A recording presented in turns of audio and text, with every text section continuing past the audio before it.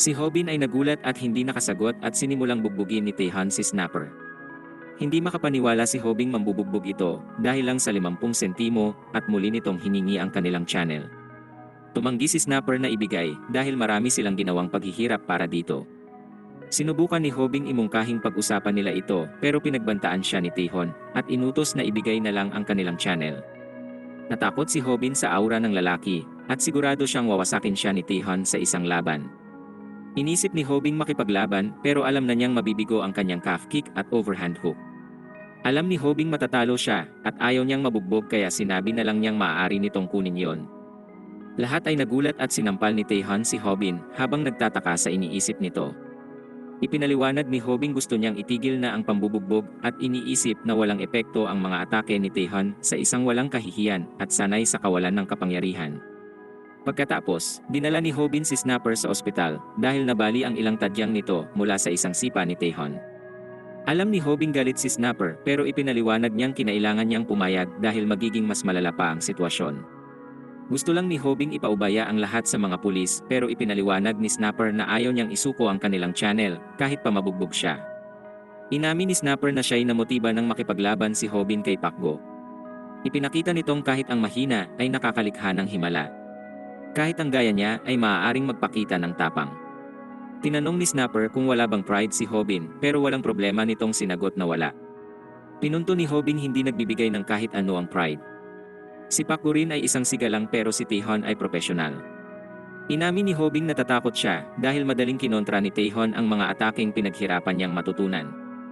Ayaw lang ni Hobing masaktan at humingi siya ng tawad dahil hindi alam ang dapat gawin. Dumating si Gale para bisitahin si Snapper at umakto si Snapper na positibo. Nagbiro siyang gagantihan si Taehan kapag mas maganda na ang kondisyon niya. Habang papaupo si Gale, sinabi ni Snapper na sobrang pagod talaga siya at gusto lang niya ng oras na mapag-isa upang makatulog na. Gayunpaman, pagkatapos niyang umalis ay umiyak si Snapper. Gusto niya sanang magpasikat sa harap nito pero sa halip, nakita nito kung gaano siya kahina. Humagulgol siya dahil alam na nitong isa siyang talunan kaya siya ay sobrang nahihiya. Nakikinig si Hobin mula sa labas ng pinto at inihambing ang sandali sa insidenteng nangyari sa harap ni Bomi. Sa arcade, ilang mga lalaki ang natalo sa isang laro laban kay Taehan. Dumating si Hobin para pumalit at nagulat ang mga lalaki nang talunin niya si Taehan nang hindi man lang natamaan. Hindi makapaniwala si Taehan at sinabi ni Hobin hindi naman talaga nakakamangha ang taekwondo. Ginamit ni Hobin ang natutunan niya mula sa unang aral ni Samdak na pikunin ang kanyang kalaban. Umubra ito dahil nainis si Taehan at iniisip ni Hobin sobrang natatakot talaga siya. Ipinaliwanag ni Hobing naroroon siya upang ibigay ang channel kay Taehan pero lihim siyang nakastream doon. Pagkatapos, ipinahayag ni Hobing ibibigay lang niya ang channel kung matatalo siya nito sa laban isang buwan mula ngayon. Pero sa isip ay kinukwestiyon ni Hobin kung nababaliw siya dahil sa paghamon ng profesional. Nainis si Taehan at nagtaka kung anong gagawin ni Hobin kung hingin niya ang channel ngayon. Nagpakita ulit ng kumpiyansa si Hobin at tinanong kung natatakot ba si Taehan sa pagkatalo kung bibigyan siya ng isang buwang paghahanda. Talagang ikinagalit ni Taehan ang tanong kaya sinira niya ang arcade game at pumayag sa kondisyon ni Hobin. Pagkatapos, ipinaliwanag ni Hobin ang lahat sa mga kaibigan pero nagalit si Gale dahil mag-aalala na siya ngayon. Ipinangako niyang bibigyan si Taehan ng calf kick kung sasaktan si Hobin at tinanong ni Snapper kung bakit nagbago siya ng isip. Sinabi ni Hobing dahil alam niya ang pakiramdam na yon, habang iniisip kung gaano kalungkot si Snapper pero hindi niya sinabi. Umalis si Hobin para maghanda sa laban at ipinaliwanag niyang mabilis lang lilipas ang isang buong buwan. Nang gabing iyon, pinanood ni Hobin ang video ni Samdak ng Lesson 3. Ang teknik na matututunan niya ay tinatawag na paano talunin ang taekwondo fighter bilang isang regular na tao. Kinakailangan nito ang power strip at ginamit ni Hobin ang buong lakas upang sabitan ito. Mukha itong katawa-tawa pero may tiwala si Hobin sa pagsasanay dahil pinatikim na siya nito ng tagumpay noong nakaraan. Makikita naman ng pinapanood pa lang ni Hobin ang pinakasimula ng Lesson 3. Nagulat si Hobin nang ideklara ni Samdak na imposibleng talunin ng isang ordinaryong tao ang isang profesional na taekwondo fighter. Sinasabi ng sentido kumong dapat sumuko na lang ang ordinaryong tao pero nakiusap si Hobin maghanap ng eksepsyon. Nagdagdag lang ng takot si Samdak habang ipinapaliwanag na kamatayan ang naghihintay sa isang tao na tatamaan ng taekwondo back kick. Ang taekwondo ay may malalakas na sipa kaya walang tsansa ang ordinaryong tao.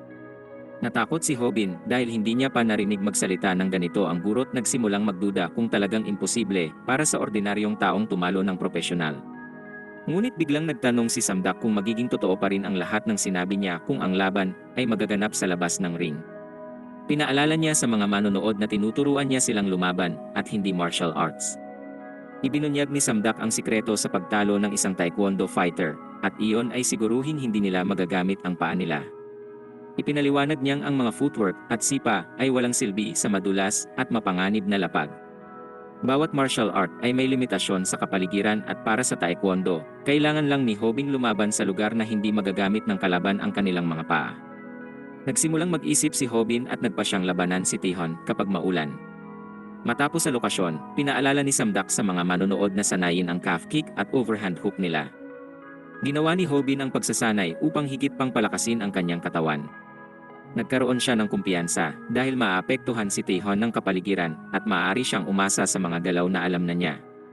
Sa kasamaang palad, ipinaliwanag ni Samdak na pagkatapos ay hindi pa rin sapat para sa ordinaryong taong talunin ang propesyonal. Kahit na makamit ang mga kondisyon, ang tsansa ng ordinaryong taong manalo ay nasa 5% lang. Gayunpaman, alam ni Samdak ang galaw para itaas ito sa 40%. Ang galaw na yon ay tackle.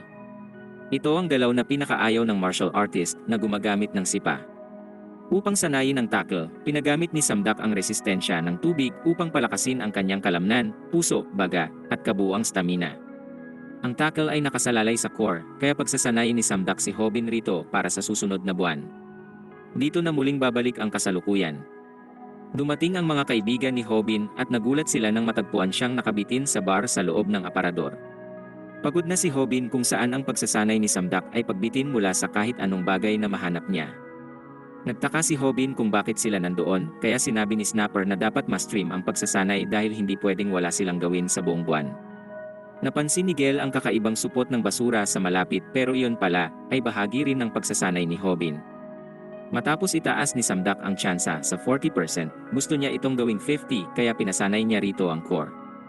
Tumunog ang alarm at ipinakita ni Hobin ang dedikasyon sa pagsasanay dahil agad kumilos ang kanyang katawan at nagsimulang mag-sit up.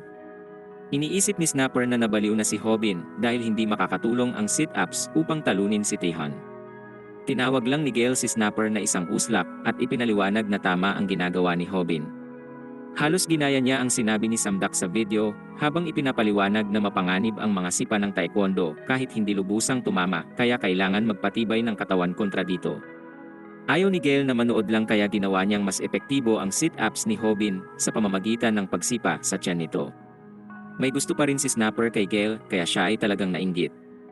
Dumating ang araw ng laban at nagsimulang pag-usapan ng mga manonood ng viral channel ni Hobin ang tungkol dito sa publiko. Nagsimulang magduda si Hobin kung kaya talaga niyang manalo, pero inalala niya ang lahat ng pagsasanay. Bukod pa rito, pinili niya ang laban sa maulan na araw at ang lokasyon ay isang eskinita. Hindi ito ganoon kakipot para tuluyang mapigilan ang mga sipa ni Taehan, pero makakatulong ito dahil bubuhos ang ulan. Ang madulas na lapag ay nangangahulugang hindi magagamit ni Taehan ang mga sipa, kaya nanalangin siyang umulan na. Biglang ibinunyag ni Snapper na sa loob ng 2 linggo ay laging mali ang forecast tungkol sa panahon. Masaya si Snapper dahil nakakasira ang ulan sa pagkuha ng video, pero natakot si Hobin. Kung walang ulan, masisira ang plano at walang kabuluhan ang laban sa lokasyong yon. Sinabi ni Samdak na walang paraan para talunin ng ordinaryong tao ang isang propesyonal nang hindi pinipigilan ang kanilang sipa, kaya sumuko si Hobin at tumakbo. Humingi ng tawad si Snapper sa mga manonood at nakasubaybay rin si Taehan. Alam niyang ibig sabihin nito ay kailangan na lang ibigay ni Hobin ang kanyang channel. Inisip ni Taehong yayaman na siya ngayon at inisip kung ano ang unang bibilhin. Ngunit dito'y bigla na lang may nagsaboy ng tubig kay Taehan. Galit na galit si Taehan at makikitang si Hobin ang nagsaboy sa kanya ng tubig mula sa hose. Pinaalala ni Hobin sa sarili ang lesson 1 sa paglaban na kailangang galitin ang kalaban. Umubra ito dahil galit na nagtaka si Taehan sa ginawa ni Hobin. Ang lesson 3 ay kung paano talunin ang isang taekwondo fighter at itinuro nito na alisin ang kanilang sipa. Ginawa ito ng matalinong si Hobin nang punuin niya ang lapag ng banyo ng tubig.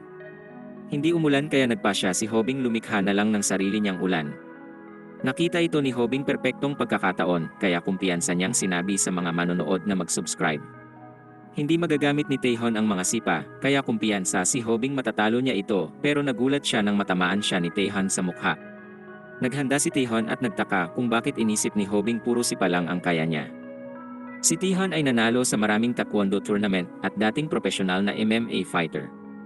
Hilo pa rin si Hobin mula sa atake ni Taehyun. Nagtaka siya kung anong klaseng atake iyon dahil sa lakas nito'y namuti ang kanyang paningin sa loob ng ilang sandali. Nadismaya si Taehyun na ito lang ang meron si Hobin at napaisip si Hobin kung sinuntok ba siya nito. Si Snapper ay dismayado rin at umaasa siyang hindi lang iyon ang buong pinaplano ni Hobin. Hindi siya makapaniwalang nagsanay ito ng isang buwan para lang magtampisaw upang pigilan si Taehyun.